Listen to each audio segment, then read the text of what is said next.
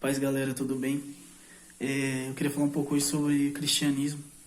E eu tava assistindo um filme essa semana, aleatório, um filme qualquer. E era meio que comédia esse filme. E eles retratam várias religiões no filme, em uma cena. E o cristianismo tá entre elas, sabe? Isso me deixou muito pensativo, porque eles retrataram no filme o cristianismo como sendo apenas uma religião qualquer, como qualquer uma das outras religiões que existe, sabe? Como se o cristianismo fosse algo normal, comum. E a minha esposa, a Aline, ela faz faculdade de História na UFMS e eu ajudo ela em algumas coisas da faculdade, eu leio com ela uns textos, ajudo ela a fazer uns resumos, fechamentos. E eu tava lendo um texto ela teve que fazer um projeto de pré-mestrado de história e ela escolheu falar um pouco sobre, estudar um pouco e falar no projeto sobre o Império Romano, e eu ajudei ela a ler alguns textos. E eu li um texto sobre o cristianismo no começo do Império Romano. E, cara, era absurdo a forma como eles enxergavam o cristianismo. A igreja, os cristãos, eles eram considerados o maior inimigo do Império Romano no século III, se eu não estou enganado, é no século III.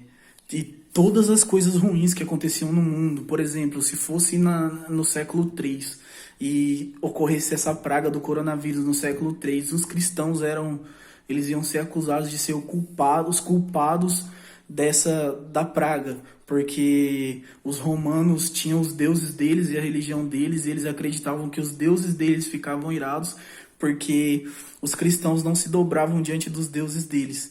E olhando, fazendo um contraste, comparando o cristianismo daquela época com o dos nossos dias, e ver como as pessoas veem o cristianismo como algo natural ou como só mais uma religião, cara. O cristianismo não é, o evangelho não é só mais uma religião. O evangelho é o poder de Deus. Paulo diz que os judeus, eles se escandalizavam com o evangelho, que falava de Deus enviar o seu filho para morrer na cruz por pecadores, por homens falhos, por homens que não tinham nada para oferecer. Esse evangelho da graça aí, de um Jesus que ressuscitou, que morreu, mas que agora vive, está à direita de Deus. Então, assim, cara, a gente não pode olhar o cristianismo como só um estilo de vida, como não no sentido de que eu não devo viver o cristianismo, mas o cristianismo não é só um estilo de vida, não é só moda, não é só mais uma religião. O evangelho, o cristianismo é o poder de Deus para a salvação, cara. Não é só mais uma coisa, não é só mais algo que eu posso olhar e fazer com que a minha vida fique melhor, ou um lugar onde eu vou ter um up na minha vida, sei lá, uma mudança social apenas. É uma mudança muito maior que social, é uma mudança muito maior que apenas de cultura, é uma mudança de coração, é uma mudança de mente, é a transformação que o evangelho traz, nada no mundo pode trazer.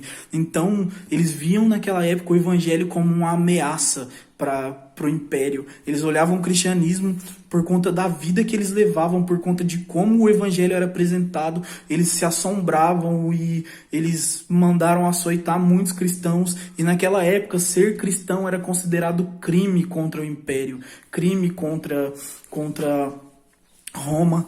E se você fosse cristão e você fosse diante do tribunal e negasse a sua fé, você recebia uma condecoração do Império Romano. Olha só o nível de ameaça que o evangelho representava para aquele povo. Então, nos nossos dias, a gente tem que lutar e proclamar a mensagem do evangelho a tal ponto que eles não achem que o evangelho é qualquer coisa, que o sacrifício de Jesus na cruz é qualquer coisa, mas é aquilo pelo qual Deus remove o pecado do mundo, é pelo qual Deus usa o sangue de Jesus para purificar os nossos pecados. O evangelho é o poder de Deus, cara, não é só mais uma religião, uma doutrina,